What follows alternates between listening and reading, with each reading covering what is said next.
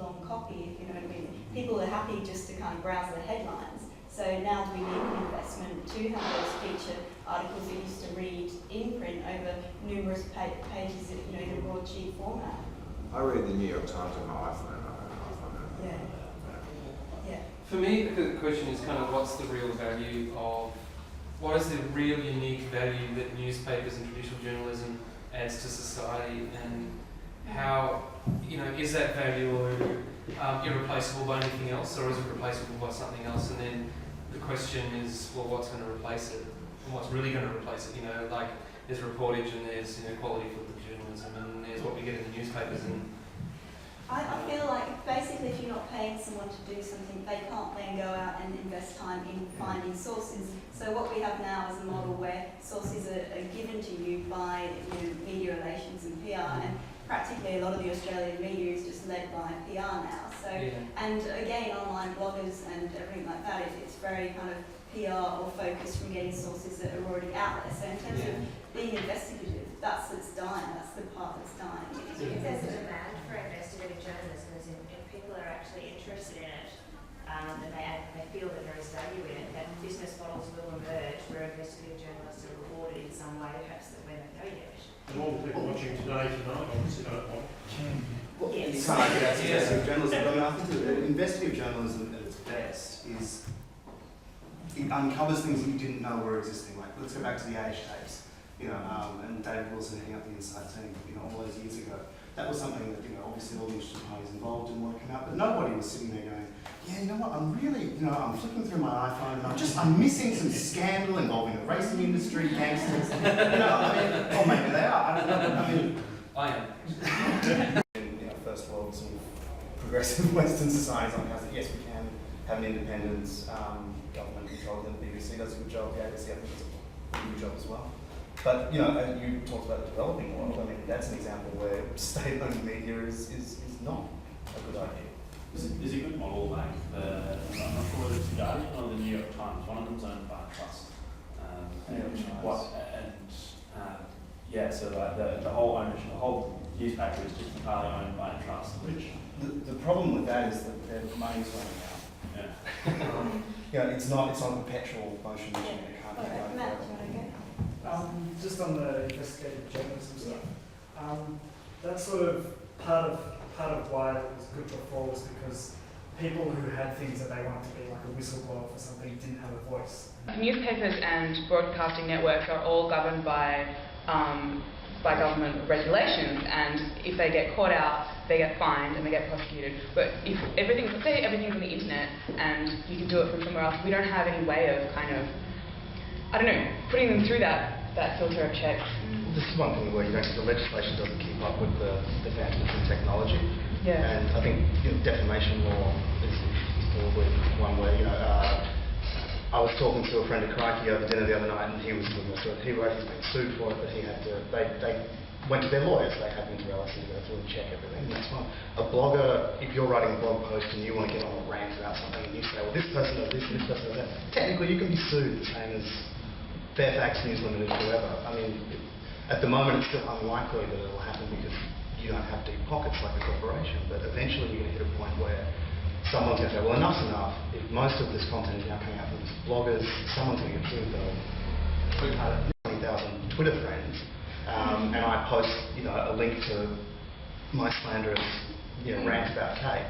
And then more people might end up viewing the story than who would have otherwise read my letter to the Herald Times. Like, has anyone been on the website, The Punch, for instance? It's meant to be kind of like user-generated citizen journalism. But I go on there and every single story I just see constant mistakes in the quality of what's being published, and it's like... But it's not the New York Times. But that's the point, though. Yeah. You just pass that off and go, well, it's not the New York Times. But what happens, we're talking about a model where these sandstones don't exist. What other brands then people... So do you think they should be looking at Kate? But even social and cultural responsibility. I mean, there's a certain kind of discernment amongst people who put thought into these things. For example, the people in this room have chosen to come to a conversation about the future of journalism. There's an investment, there's an intellectual curiosity and investment and a certain level of discernment with regard to how we engage in the conversation and listen and filter it. But there are very large swathes of the population that don't have that level of discernment with regard to the news that they access and everything else, as evidenced by the comment about the Tonight Show.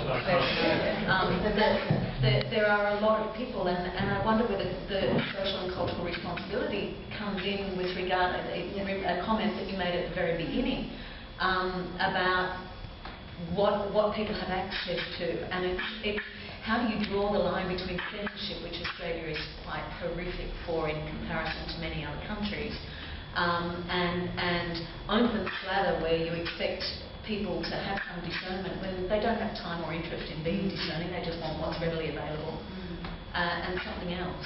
You know, how do we think about those things? There's a book I mentioned earlier today that I really like called Amusing Ourselves to Death by Neil Postman. It came out in the 80s.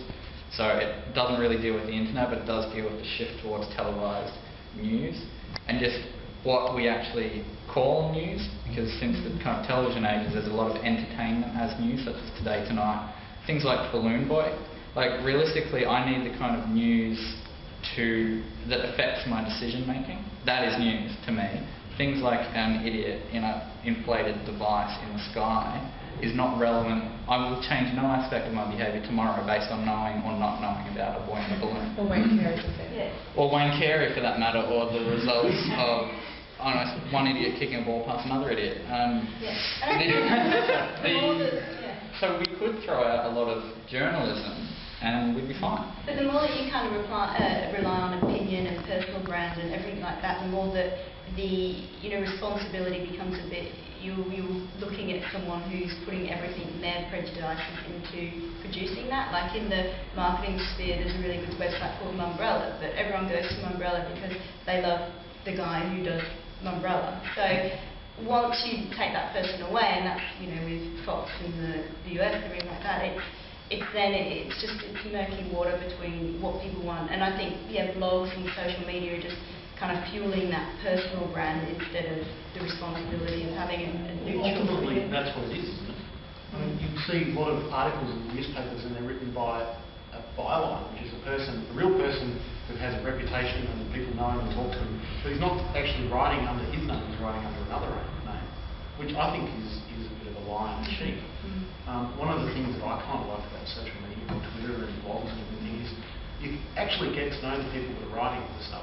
And the stuff that they're writing is generally relevant because you're tuning into that feed, and you've actually got a relationship, and you know what that person's saying with their point of view on something, and there's a transparency which I think is really good. And I think traditional journalism tends to hide that behind layers of editorial and byline. The challenge is though that we're not the audience that this matters for.